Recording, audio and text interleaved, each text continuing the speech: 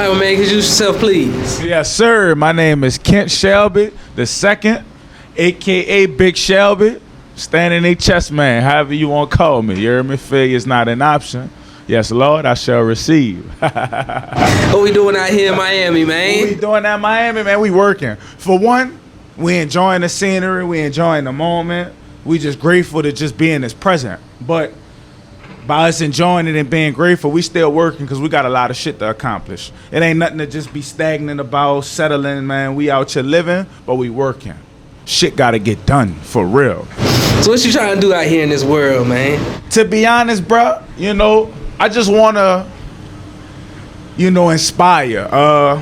When I was a kid, I said, when I'm able to stand on my 2 feet as a man, I want to just help spread love, more love, you know. I felt like that was something I didn't have much of growing up, so it ain't nothing to dwell about. I ain't blaming a finger on nobody. Don't take that shit the wrong way. I ain't mad at nobody. If you felt like you gave me love growing up, that's cool. This ain't talking to you. But I felt like I ain't get love, so I'm putting more love out there. You feel me? Because people need that shit. People working their asses off. People working their asses off and not really seeing much results. So I was one of them. But I just want to spread love, man, and just be who I'm supposed to be in life. Rise above and be the purpose that God want me to be out here.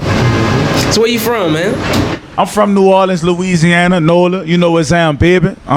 Blessed to be from the city. Still got the accent. You know, I currently moved to Atlanta, so I'm very blessed. I still got my accent, and that accent ain't going nowhere because that's just who I am. And when you have something unique, you got to keep that. Don't lose that because you're trying to adapt to other people. Nah, fuck that. You don't adapt. Other people adapt to you. You see what I'm saying? Especially when you're a good person, you're doing good things, you let people adapt to you. So that New Orleans accent is what's getting me where I'm going. People love that shit.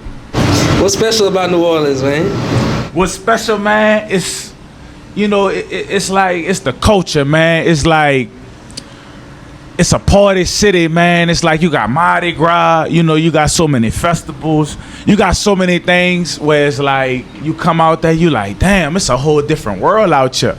It's a poverty environment, but it's just so much money out there to the point where it's just like, you know, you could dream big, you know? And shit bigger than New Orleans. See, New Orleans is a big city to us people that's from there. But the more you grow up, the more you realize it's like, damn, it's much more bigger than New Orleans. So, you know, New Orleans is special just for its people and its food.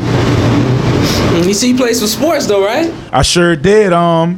Me getting that call from Los Angeles Chargers. You know, I got the call, which is a blessing. Seeing other people who didn't get the call these past couple of years, and even that year I came out, I got the call. I didn't get the opportunity to go. Somehow I had a case with my name in it. Still trying to figure out where the case come from. You know, I'm clear from all shit because there was nothing in it. But, you know, that case came up after I signed, and it prevented me from getting that opportunity. So I did get the opportunity, though. You know, fast forward a year later, I had to play arena football, won a championship, scored 2 touchdowns, caught a game winner for the game, and I signed to the Canadian Football League. That was a blessing itself. But COVID happened. They canceled that season 2020. The next year they didn't ask me to come back for the next year. So fuck it. Another door closed, you know. Another door will open. How did it feel winning that championship? You know, after going through what I went through that past year, it was a real relief for me because it was like I never gave up. You know, I betted on myself. I came to an opportunity where it was like, I don't know shit about it. I looked it up just a little bit and I prayed. I had faith. I was on the toilet. Nigga, I'm on my knees in a dark room. I'm crying for help. You know what I'm saying? Like higher power, real life, give me some strength. And I went to South Dakota. You thinking, what the fuck is in South Dakota? A lot is in South Dakota. It may not be a lot to people that's from out there, but for me, seeing South Dakota is like, I liked it. I personally wanted to stay, but, you know, I'm not a stagnant person. I got to keep moving around and get to where I'm going. So winning that championship was a real relief after not being able to get that opportunity with the Los Angeles Chargers. So how's arena football different from like college at McNeese, NFL? How is it different? It's different because it's indoor. You playing on cement basically, and it's 50 yards. You know, it's not something where you grow up playing. It's something totally different, but it's actually pretty cool because you get a hands-on experience with your fans. Your fans might be talking shit literally right there. So you could literally draw down on them and be like, oh, you still really talking your shit? You know what I'm saying? So it's like, it kind of give you a perspective in a sense of like, a fan is that close to you. And you got to know how to conduct yourself because they could really get in your skin and cause you to not play how you supposed to play because you weren't about somebody in the fucking stands. They in the stands for a reason. No disrespect to them because ain't no telling what they doing in their life, but they still a fan in the stands. So it's like, why am I letting them get to me? If anything, you have fun with them, you play around with them, so when you make a play, even though they might be for the other team, they still rooting for you because it's like, yeah, I fuck with him. That's a good dude right there. And they full of that liquor. So it's like, come on now, have fun with this shit. What did football teach you about life? Man, football taught me the camaraderie of a team spirit. So just being in that team environment, knowing that if you don't do your job, the team can't really work depending on what type of player you are. It really don't matter, but if you are a key player on a team and you ain't doing what you're supposed to be doing, it can snowball effect to the point where everybody else ain't doing their job. So it's like, when people look at you as a leader, you have to remain a leader, remain tall. That's what the stand in their chest come from. You got to continue to stand in their chest so that other people can believe and feel that shit to the point where they like, okay, if Kent doing it, I need to be doing that shit because he league material. So if he league material, I won't get in the league. I got to do what he doing. You ain't got to do exactly what I'm doing, but you see how I move. You know what I'm saying? So it's just like, football just taught me when you're a leader, people look up to you as a leader. You gotta embrace that and do everything you can to keep being that fucking leader because people need you out here. If you don't do it, they ain't gonna do it, and why would you want that? You know what I'm saying? You want people to do it. So I'm gonna make sure I keep doing it. Yeah. Well, where's your confidence come from, my man?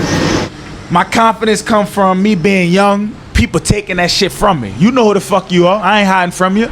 You know, growing up with stepbrothers and stepsisters and they cousins and shit like that, bullying me, picking on me and shit. I ain't mad at y'all. You see what I'm saying? I ain't got no beef with y'all. I'm thankful y'all did do that shit because you brought that shit out of me. Because if y'all ain't do that shit, I wouldn't be standing up here with this confidence and energy that I got right now. So I ain't sitting there pointing no finger saying that you a bad person over there. You see what I'm saying? I'm just letting you know where my confidence coming from. It's coming from y'all fucking sitting there picking on me all the time, bullying on me because I'm the only child from my mama.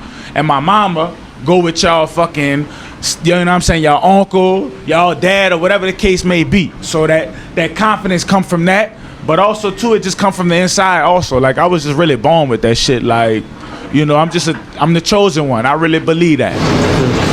Talk about these locks, brother. You got locks, my man. What these locks about? You know, to be honest, me being with Big Cassie, man, my dog, brother, you know, Zachary Nixon. You know, he's been an inspiration to me. He took me in under his wing. He's always been a good dude since I met him from 7-on-7s at McNeese. I was a freshman, whatever year he was, you know what I'm saying? He was a walk-on, trying to, you know, make his way. And he had locks. I didn't do it because of him, but it's like I didn't really have no goal or nothing that I wanted to do with my fade because I've been getting bald fades my whole life. And I'm like, I know it's different cuts or it's different styles than a bald fade. So I was just like, well, if you don't know what to do, just grow your shit out. So by me just growing my shit out, I ended up getting locks, and I ain't gonna lie, it's probably been the best thing that ever happened for me because it teaches you like maintenance. You know, you gotta keep your dreads clean, you gotta keep your dreads washed, you gotta keep it oiled up, you know what I'm saying? And by you knowing if you could take care of your dreads, you should be able to take care of yourself because, I mean, that's a part of you, so, you know what I'm saying? So how long you had them now? I wanna say like 4.5 going on 5. I think August will make it 5 years. You ever plan on cutting them? I've heard that a lot, you know. As of now, no. But, you know, by me being a model and an actor and shit, you know, also with my brand, somebody was to give me a good bit of money, you know, I think I would do it for that. You know, just switch it up. Because I could grow this shit back. It ain't like, oh, the dread stage over with. Shit, I just grow my shit right back. I ain't tripping. It is. You got to do what you got to do to get the way you're going, and I'm a firm believer of that. Let's talk about this brand, my man. Where does stand in your chest come from? The shirt a little fucking lengthy or whatever, but, the brand just come from, failure is not an option, I seen the Baltimore Ravens repping that, the year that they came to New Orleans and they won a Super Bowl against the 49ers. That's what they live by. And by them living by that, they won a Super Bowl. They was the last seed in the playoffs. They going away every game. They don't have no home games. And they won every one of them. If it was rigged or whatever, it is what it is. But that's where I got the message from, and I live by that ever since. The stand in they chest shit, that's just me standing up for what I've always been doing my whole life. I've always had that spirit of like, I'm standing up for myself. Like, fuck it. It is what it is. And when you believe in something so strongly, you got to maintain that strength and hold on to that bitch as long as you can. No matter how many people picking on you, pulling on you, grabbing on you, hold the fuck on, because that's what standing in their chest is. It allows you to become who you really are by you standing in their chest. It's exactly what the fuck it means. Standing in their chest. What you think it means? You ask yourself that question and you tell me. So what do you want to do with human life? How would you want to help better this world? How I want to better this world? Putting them in my brand. Putting them in my shirts, my shorts, whatever I have. I just want to put you in there just so you can feel where it's coming from. A lot of people want to sell you things for money that has no message behind it, and that's just not me. I'm me. So my brand gonna hit a little different when you put it on, because you know where it's coming from. So I just want you to just believe in yourself, because the more people that believe in themselves, the more other people can start believing themselves. Because me growing up, I wish I had more people that believed in themselves to help me get the way I'm going. I probably wouldn't be in this position, but at the end of the day, if people told me what to do, I wouldn't be in this position right now talking to you, coming how I'm coming with this energy, the spirit and love. So at the end of the day, I just want to help people just stand up for themselves and believe in themselves that they can do it. If it's possible, if you literally see the signs showing you that this shit is possible, why the fuck else would you not believe in that shit? And I want to help build you up, because all you're going to do is help build me up. So it's a team effort. And that goes to talk about that football shit. It's a team effort. Iron sharpen iron. So if I fuck over you, you going to come back and try to fuck over me. And that's just going to help me get better. So it goes back to the building up. I build you up, you build me up, and we're going to go take over this shit. Yes, Lord, we shall receive. And in closing, my man, I got 3 questions. Talk to me. Who are you? Who am I? Who am I? I ask myself that a lot, man. Who am I? I'm a person who, I don't really give a fuck about what other people say. I'm a person who I love. I want to give the love. But I don't give the love in a sense where it leaves me vulnerable to where somebody could fuck over me. Because I've had that too many times, and now it's not leaving me vulnerable anymore. I know who to give that love to, and I know who not to give that love to. So who am I? I'm a light worker. A light worker is a person who's here to only bring light to the world. Only. My solely purpose is to just bring strictly light, love, and energy to this world. I'm not from whatever you may think I'm from. I'm from just a realm of you can't even think of. That's what a light worker is. Somebody that just come in and just spread light. What are you? What am I? What am I? Like I said, a light worker. I can't hide from it, man. I don't have my phone on me, but a light worker is, a being that is not from this particular world, this particular environment. It's like I'm from something else. You see what I'm saying? Because it's like you think of a person that want to give good energy, a person that want to show love. You be like, man, why is this person like that? Why does he want to do that? It's like, I was just born like that. You see what I'm saying? Like, that's just who I was called to be. Don't question it. Don't ask too many questions on why I want to do it. Just let me do it. Because I'm living this shit. Everything I speak about, I'm living this shit. You feel me? And people that know me, I'm living this shit. So if you think I'm a fraud, well, fuck you. At the end of the day, no hard feelings though. When I say fuck you, I don't mean in a bad way. Like you a bitch or not. It's just like, fuck you in the sense of like, I'm moving you aside so I can continue to go on my journey. No disrespect. And I'm not even looking at you while you move to the side. I'm just gonna keep going down my path. And if you organically, naturally come back to me, it's fine, but that's just what it is. And why are you? Why? Just because I want to. I feel like I gotta do it. I feel like I got a purpose. You see what I'm saying? Like, this is my job. To spread messages, to spread love, to help people become who they supposed to be. You know what I'm saying? Because I gotta die one day. So by me knowing that, I gotta, come on. You see, it's no rush. But at the end of the day, you gotta leave an impact while you can, because you never know when you'll last. So it's like, when I do that, while I'm doing it now, and the more that I continue to do it, the impact gonna be much stronger, to the point where even when I am gone, people will always remember me, always remember the message that I shared, and they can continue to keep standing their chest. Because failure is not an option. Yes, Lord, we shall receive. Thank y'all for the interview. So keep doing what y'all gotta do.